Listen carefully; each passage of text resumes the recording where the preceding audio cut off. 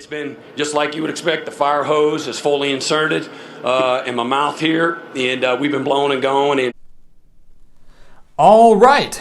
It is a new era in Norman, guys, and there's reason for excitement like that.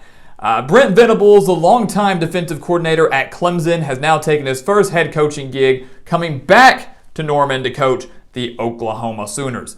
The million-dollar question, though, guys, is can Venables get the Sooners back to the Big 12 championship game in his first year? So welcome back to the Gridiron Expert, guys, ready to predict Oklahoma's schedule and record for this upcoming college football season. Again, guys, a season for Oklahoma that, despite not making the Big 12 championship game last year, many believe the Sooners are the team to beat within the conference. Oklahoma went 11-2 last year, guys. Should have been in that conference championship game had they not fallen to Oklahoma State in the season finale. This is still a team that is loaded with talent, has an excellent head coach, and has completely forgotten about and does not care one bit about all the transfers and the loss of Lincoln Riley. If anything, the future is bigger, better, and brighter than it was going to be with him, right? That's what we're going to say, at least.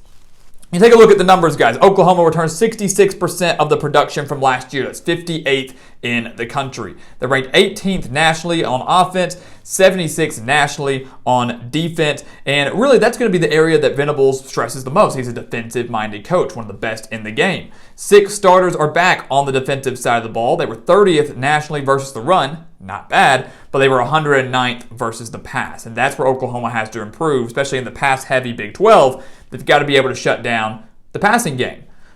The good thing for Oklahoma is they're going to have a pretty nice passing game of their own. Offensive coordinator Jeff Lebby comes in from Ole Miss, was the previous offensive coordinator at UCF and Ole Miss, where he posted 3 straight top 20 offenses with the Knights and the Rebels. Dillon Gabriel comes in from UCF after throwing for over 8,000 yards, 70 touchdowns, and just 14 interceptions in 25 games with UCF. Unbelievable stats. He's going to fit in perfectly with Oklahoma, perfectly in the Big 12, and can take Oklahoma back to the Big 12 championship game. No doubt about it. Take a look at their schedule, though, guys. We do think Oklahoma opens the year 2-0. It's a great opportunity for a new head coach and a couple new pieces coming in to kind of get their feet wet and work out any issues they have. They'll take down UTEP, they'll take down Kent State, and then they take on their first real test on Week 3 at Nebraska. This will be one of the more marquee matchups of the early part of the season. Old Big 12 rivalry. Last year we saw these two teams meet in Norman. Oklahoma won that game 23-16. Again, it's a lot closer than I think people expected it to be. And I think we're going to see a similar result this year. Another close game that will be won by Oklahoma. You know, look at Nebraska, guys. It's going to be a sold-out stadium. It's going to be a very interesting and tough environment for the Sooners and Brent Venables' first true test as a head coach. We expect Nebraska, the best 3-9 team ever, to be a lot better in 2022. We think, Casey Thompson coming in from Texas will do great at quarterback, especially with the new offensive coordinator and Mark Whipple, who came over from Pittsburgh. Nebraska's defense should be relatively solid, but they have some questions in the secondary, and that's where I think Dillon Gabriel lights up the Cornhuskers. Again, the game will be close. Home field advantage will be key for Nebraska, and will keep them in this game. But Oklahoma, I believe coaching-wise and talent-wise, has more than the Cornhuskers, and they will win this game. They're 3-0. Just like that, 3-0 and a top 10 team. We do believe they take down Kansas State. We know the Wildcats have given the Sooners some issues in the past. Last year, no exception. Oklahoma only winning that game 37-31. We've seen a lot of close games, a lot of upsets of Kansas State over the Sooners.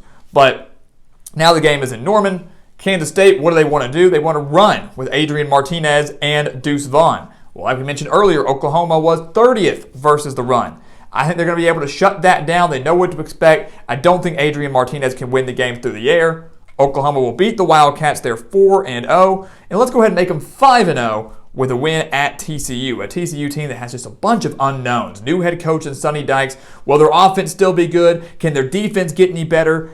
I don't really know, but Oklahoma won this game by 21 points last year, and I certainly don't see a 21-point swing despite the changes on both teams. So Oklahoma wins that game. They're 5-0 heading into the big one.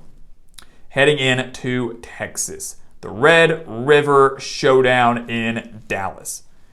Oklahoma's done very well in this rivalry as of late, right? They won 55-48 last year, overcame a 28-7 deficit to win that game in the final seconds. They have won the last 4 over Texas, but the games have been very close, guys. Very, very close. 8 of the last 9 games between Oklahoma and Texas have been decided by one possession. One possession. Oklahoma's won 6 of those, but one possession in 8 of the last 9 games. So we're expecting another close one here, guys. Why wouldn't you? Why wouldn't you? A Texas team that should be improving, an Oklahoma team that lost a lot, but is still going to be one of the best in the conference. Thing is, though, guys, I think Texas gets their revenge. I think Texas finally gets over that hump and is able to win one of those close games. They've done it before, but it's been a while. You look at Texas, guys, I think they're going to have a lot more on their mind. They recognize they should have beat Oklahoma last year. They blew that 28-7 lead. Caleb Williams torched them in the end. I think Texas defense, while not great, buckles down for this game and gets ready for Oklahoma. I think they're going to be able to not allow the Sooners to torch them like they did all of last year once Caleb Williams was inserted into the game. I think the Texas offense should be drastically better, but they finally got a solid quarterback in Quinn Ewers. They've got Bijan Robinson back. They're going to have one of the best duos, maybe even trios, in the country on offense. And I think Texas and Steve Sarkisian, they've got that continuity there, already having a coach in his second year versus Oklahoma with their first year. All of it, to me, now it doesn't point to a Texas win because I think it's going to be very close, but I think Texas is hungry for redemption. I think they're going to get it. They're going to start strong, and they're actually going to finish the game this time and hand the Sooners their first loss of the year. 5-1. Oklahoma does beat Kansas. No issues there. Beat them 35-23 last year. A little bit closer than some would expect, but games in Norman shouldn't be an issue. Then they get their bye week before they go into a midweek game at Iowa State. And I will tell you this right now. If this was a Thursday night game in Ames last year with the Iowa State team last year, I think I'd be picking the Cyclones. Iowa State was not great last year by any means. They were actually very disappointing. But they had a lot of depth and they had a lot of experience. They don't have that this year. They lost a lot. They lost Brock Purdy. They lost Breece Hall. They lost a lot of big-time playmakers on defense. And so, yes, Iowa State will be coming off a bye coming into this game too. Yes, it's midweek. Yes, they get to host. And Ames is not easy to play at night, especially in the middle of the week. Oklahoma will win this game, though. Oklahoma will beat the Cyclones. Yes, the last 7 games have been decided by about 10 points or less. Very close between the Cyclones and the Sooners, but Oklahoma, to me, has more talent right now. Iowa State going through, not a rebuild, they should still be a bowl team, but going through a lot of changes that I don't think they're going to be able to overcome for a very talented OU team. So, a trap game for Oklahoma, no doubt about it, but because Iowa State is dealing with so many big-time changes and losses, we're giving the edge to Oklahoma here. Again, if this was last year, might be leaning more the Cyclones' way. Oklahoma then takes on Baylor right after that. They fell to the Bears 27-14 last year. 27-14, that was Oklahoma's first loss last year. So now they're getting the Bears at home. A little bit of revenge on their mind. They're still only a one-loss team, so the playoff hopes are still intact. The Big 12 title hopes are certainly still intact. And this could be a preview of the Big 12 championship game because Baylor is going to be dang good. I expect this game, guys, to be a pretty low-scoring game. Great defensive mind of Brent Venables, who should really reshape the Oklahoma defense. We know Baylor has a great defensive mind, and Dave Aranda is their head coach, and their defense was one of the best in the country last year and will be again this year. No doubt about it. So what's it going to come down to? It's going to come down to home field advantage, give the edge to Oklahoma, and it comes down to offense, give the edge to Oklahoma. I believe Oklahoma owns that offensive edge, more skilled players and depth and experience there than what Baylor has after losing so much at running back and wide receiver. Oklahoma takes down Baylor, still only one loss. And then they go on the road to West Virginia, and this is a trap game. This is a trap game. It's sandwiched in between a tough physical test against Baylor, and the next week you've got Bedlam. And we know Oklahoma wants revenge over Oklahoma State for that loss. But in between there, they've got to go to Morgantown, a potential night game in Morgantown. A night game in Morgantown that Oklahoma's going to lose. People are going to be up in arms about this, but look, guys, West Virginia, they're not going to be great this year. Everybody thinks JT Daniels will be the savior. He's not going to be. He's going to be good. He's not going to lead them to 10 wins, though, like some of you think. But he's going to be good enough to exploit this Oklahoma secondary that, again, was 109th versus the pass last year. West Virginia and JT Daniels will exploit that. The home field advantage will be key in this game. Oklahoma, because of the positioning of this game, it concerns me. And let's keep in mind, last year in Norman, Oklahoma only beat the Mountaineers 16-13. The Mountaineers should be better offensively, should be a little bit better defensively. They've got home field advantage now. Again, timing, where it's at, what West Virginia has added in the offseason, I'm going to give the edge to the Mountaineers here to pull off a massive upset, which will ruin Oklahoma's playoff hopes ruin their playoff hopes, won't ruin their Big 12 title hopes, though. At least not yet, right? After the loss to West Virginia, they come into Bedlam to take on Oklahoma State. We're going to give them a win here. Revenge, redemption, very similar to our logic with Texas.